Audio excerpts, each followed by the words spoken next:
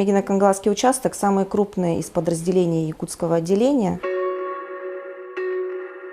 В нашем штатном расписании 26 человек. Мы обслуживаем 36 населенных пунктов, около 12 тысяч бытовых потребителей. Потребители у нас сейчас стали более грамотными, требования к персоналу у нас возросли.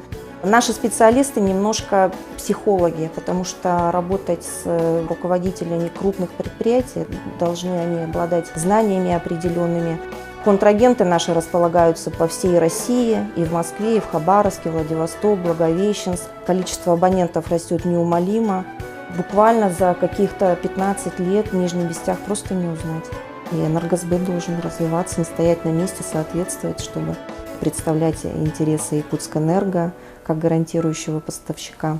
Желаю Энергосбыту развития дальнейшего.